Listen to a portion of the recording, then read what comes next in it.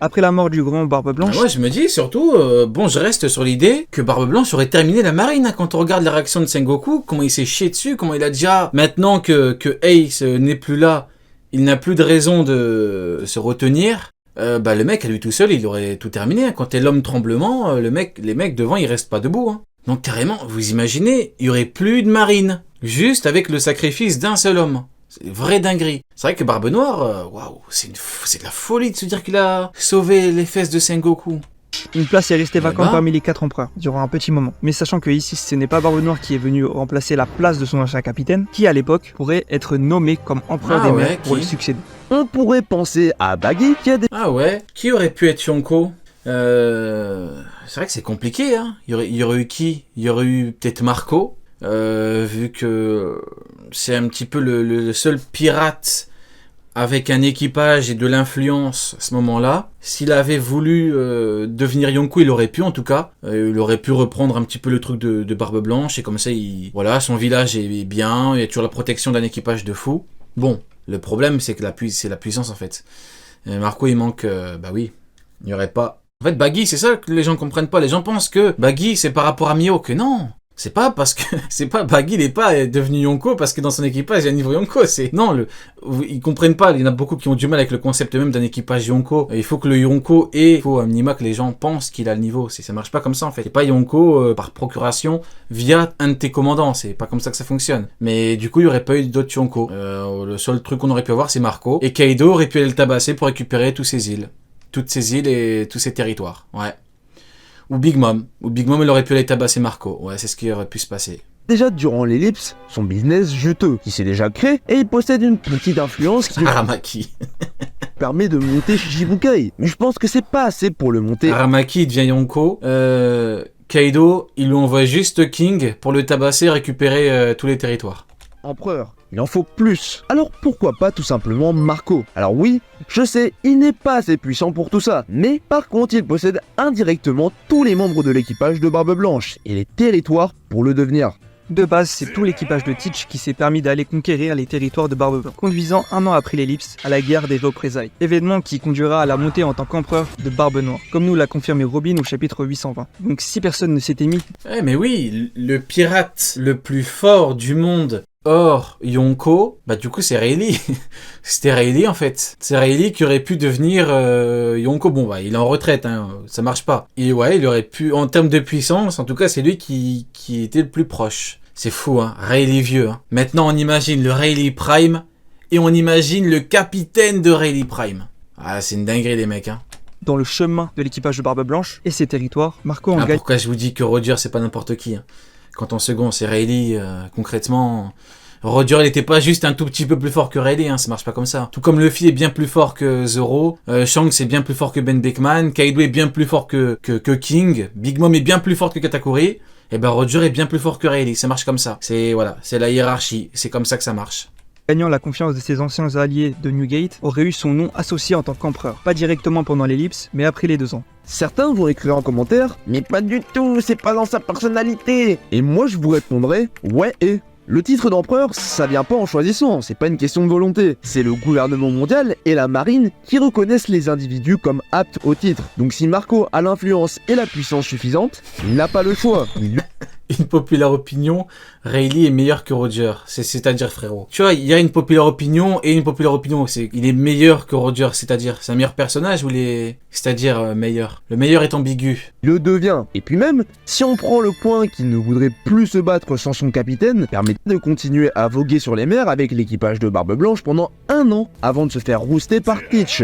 Et après seulement, il a décidé de déconstruire l'équipage. Mais s'il avait eu le choix, il aurait continué à protéger ses territoires, genre l'île du Sphinx, avec tout le monde. Donc ça me semble logique qu'il continuera la piraterie en tant que successeur de Barbe Blanche. Et bien sûr, il se sera assuré de revisiter les territoires de son père en personne, pour regagner la confiance du peuple. Seule l'île des hommes poissons sera perdue dans le processus, vu que Big Mom écrasera l'influence et même la puissance de Marco. Eh oui, exactement.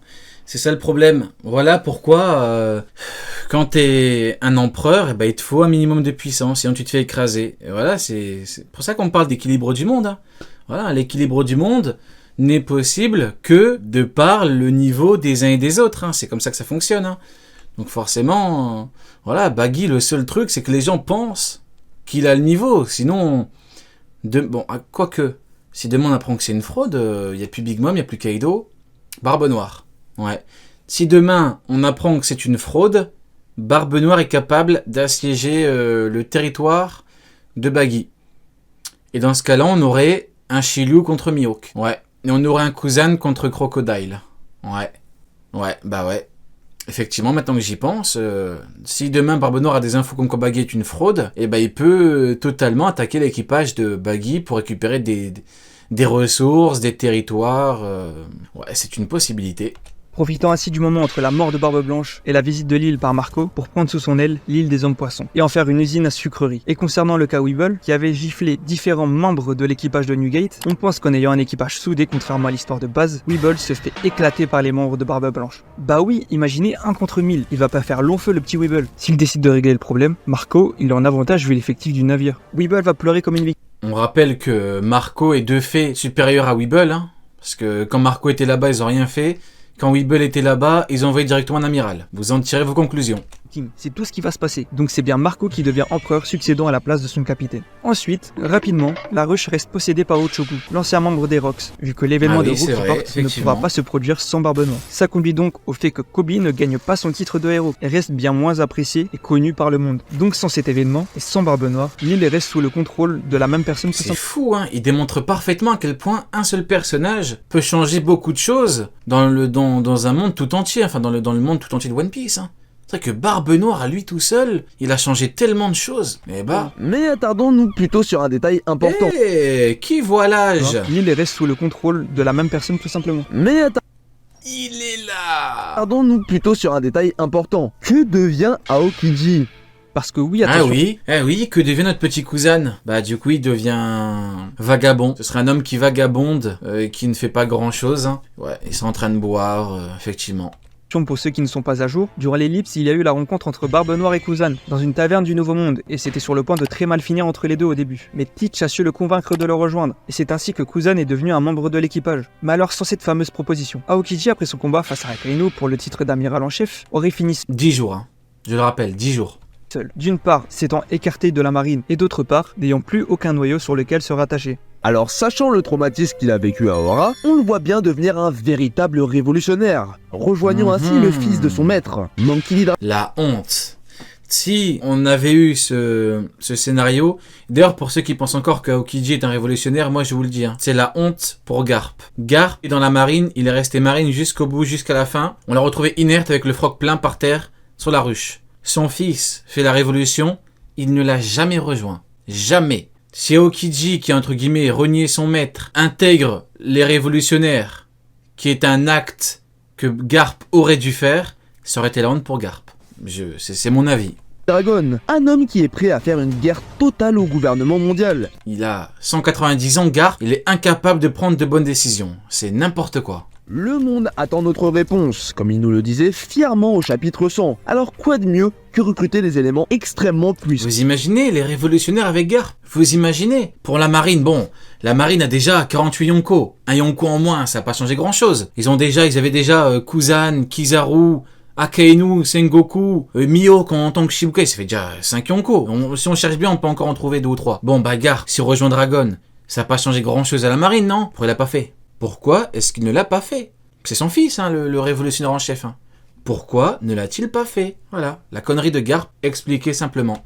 Comme un ancien amiral. Ohara a fait changer sa justice à Dragon, passant de combattant de la liberté à créer l'armée révolutionnaire avec Kuma et Ivankov. Tout comme Aokiji qui est passé d'une justice brûlante, suivant le gouvernement, à une justice paresseuse après les événements d'Ohara. Ce petit point commun fait qu'ils vont sûrement très bien s'entendre. Aokiji pourrait avoir le rôle d'électron libre dans l'organisation, vu qu'il est plutôt du genre à agir pépère sans prise de tête. Mais on pense qu'il sera tout de même prêt à s'appliquer comme à ses débuts dans la marine, car motivé par la nouveauté, mais surtout la liberté que lui offre l'armée révolutionnaire. Après tout ça, on pense que le cours des événements revient à ce qu'on connaît déjà. Luffy n'est pas impacté, et la géopolitique se déroule comme on l'a connu, jusqu'à l'arc des Dressrosa, où là on revient au fameux cas de Doflamingo, qui ne sait quoi faire du fruit de Barbe Blanche, et qui doit prendre une décision, soit il le vend pour un prix exorbitant, à n'importe qui capable d'aligner une somme dérisoire. Non, je pense que si Kaido, qui travaille avec Doflamingo, Si Kaido apprend que Doflamingo a le fruit des tremblements, même si c'est pas un Zoan, je pense que Kaido vient en personne. Hein. C'est mon avis. Hein. Je pense que s'il apprend, si par malheur il apprenait qu'il avait le fruit, il vient tout seul. Hein. Sans King, sans qui vous voulez, il vient tout seul et dit écoute Coco, écoute, j'ai mon Kanabo à côté de moi, c'est mieux que tu me donnes le fruit. Le Mera, si tu veux, garde-le, à la limite. Le Gura, c'est pour les grandes personnes. Vous voyez ce que je veux dire ou pas? C'est pour les grands monsieur. Donc toi, en tant que Shishibukai, voilà, tu restes à ta place, tu me le donnes. Je pense que c'est ce qu'il aurait fait. Le Gura, c'est pas un petit fruit, quoi. Un choix un peu bête vu la capacité destructrice que contient ce fruit, mais aussi très intelligent car il pourrait négocier des avantages politiques avec le gouvernement mondial en échange du fruit, ou sinon il le donne à l'un des membres de la Doflamingo Family, mais ce serait un peu du gâchis. On pense qu'en tant qu'un des personnages les plus intelligents de l'univers, il saisira l'opportunité d'y gagner un avantage en vendant le fruit, tel un stratège. Je pense qu'il décidera de l'échanger contre un statut de dragon céleste, un statut qu'il a toujours voulu récupérer. Je vous rappelle qu'il est allé jusqu'à ramener la tête de son père chez les Tenryubito dans son passé, pour retrouver son statut. Ça montre bien sa détermination à récupérer ses droits. Ainsi, un rendez-vous sera organisé dans les mois à venir avec le GM. Et Doflamingo décide alors avec son fruit restant, le Mera Meranomi, de faire comme dans l'histoire originale. C'est-à-dire le mettre en jeu dans le Colisée pour attirer Luffy au chapeau de paille. L'histoire reprend ainsi son cours car Luffy viendra le... Et on rappelle que Franky a refusé le fruit. Hein. C'est... Quelle dinguerie. Refuser le fruit qui appartenait à un commandant de Barbe Blanche pour pouvoir nager, alors que c'est un cyborg. battre sur Dressrosa aux côtés de Franky, c'est un malade mental. Trafalgar dit Waterloo. Le Flamingo... Comment tu peux refuser le Mera? C'est Luffy lui a dit, t'es sûr? Oui, j'en veux pas, j'ai envie de nager. étant ici bien plus haineux après sa défaite que de base, puisqu'il était sur le point de retourner sur la Terre Sainte, mais par excès de confiance, il a voulu trop en faire, en abattant les jeunes rookies et ayant payé le prix fort. Il finira donc enfermé pour ses crimes sur le royaume de Dressrosa grâce à Luffy, et derrière, le fruit du Gura Guranomi se retrouve perdu dans la nature, échappant alors aux mains du gouvernement mondial. Continuons sur les changements. Par rapport à la timeline de base, l'armée révolutionnaire ne se fait pas découvrir son repère par Burgess après l'arc Dressrosa, puisqu'à ce moment il en avait profité pour suivre Sabo après la fin des événements, et avait ainsi provoqué un affrontement entre révolutionnaires, équipage de Barbe Noire et CP0. Ainsi Dragon garde donc le lieu de Baltigo comme sa base principale. Moria n'a lui plus aucune raison de se rendre sur la ruche, puisque Absalom ne s'est pas fait chasser pour son fruit du démon par l'équipage de Barbe Noire, donc pas de Moria qui se fait berner par Shiryu et Devon, et pas d'emprisonnement pour Moria, ce qui fait que les deux compères restent soudés, ensemble, continuant à voguer sur les mers avec Thriller Bark, leur navire géant, étant rejoint plus tard par Perona, dès que la nouvelle que Moria a survécu à Marineford sera parvenue. Mais par rapport à la Cross Guild, si on a vu Barbe Noire, il aurait rien changé en fait. Hein. Crocodile, il aurait proposé à Mihawk une alliance, vu qu'à la base, Baggy n'était même pas censé être dans le calcul. Ils auraient peut-être recruté Moria du coup. Hein. Donc on aurait eu Moria, Mihawk et Crocodile. C'est l'équipe. L'équipage de Golemon. Je sais pas qu'est-ce qu'ils auraient pu ajouter en plus. Moria, Mihawk, Crocodile. Hancock non, elle est chez les Amazones. Weeble, lui il est tout seul avec sa mère. Je sais même pas, tu peux rajouter qui à leur équipe de Golemon. Franchement, je sais même pas. Ils auraient été que 3. Ouais, pour le coup, ça aurait été compliqué d'imposer un nom, hein. Franchement. Venu aux oreilles du monde entier, comme ça aurait dû être le cas après le chapitre 925, reformant petit à petit l'équipage de Gecko Moria. Boa Hancock sortira vainqueur de l'affrontement face à la marine après la destitution des Shishibukai. Elle va certainement galérer à cause de S-Hawk, qui a une puissance remarquable, mais sera capable de pétrifier tout le monde aux alentours. Même Kobe restera impuissant face à cette situation, comme ça aurait dû être le cas sans l'intervention du crasseux Barbe Noire. Alors on pense que ça ne nécessitera pas l'intervention de Silver Riley. Hein, pourquoi? Le peuple Kuja et Boa peuvent régler la situation d'eux-mêmes. Évidemment, Pudding et Kobe peuvent... Ouais, mais il y aurait eu beaucoup de pertes. C'est ça le problème. Il y aurait beaucoup de pertes, il y aurait beaucoup d'Amazones qui seraient fait tuer. Et... Il y avait quoi? Il y avait 2 séraphins? Ouais, non, Hancock, elle aurait pas pu gérer. Hein. Très compliqué, hein, 2 séraphins. Surtout quand tu connais leurs caractéristiques. Quand tu sais que c'est des machines qui sont faites pour surpasser les Shishibukai. Non, elle aurait besoin de Rayleigh, hein. Rayleigh vieux. Mais Rayleigh vieux, au lieu de mettre un coup de pression à Barbe Noire, il aurait juste mis un coup de pression à comment il s'appelle, Yamakaji. Voilà, il y a Yamakaji qui aurait pris cher. Peuvent alors être tranquilles, ne se faisant pas capturer par l'équipage des crapules de Barbe Noire, laissant donc Garp tranquille dans la marine, sans Et regardez-le. se faisant pas capturer par l'équipage des crapules de Barbe Noire, laissant donc Garp tranquille dans la marine. Ouais, Garp n'avait jamais de repos.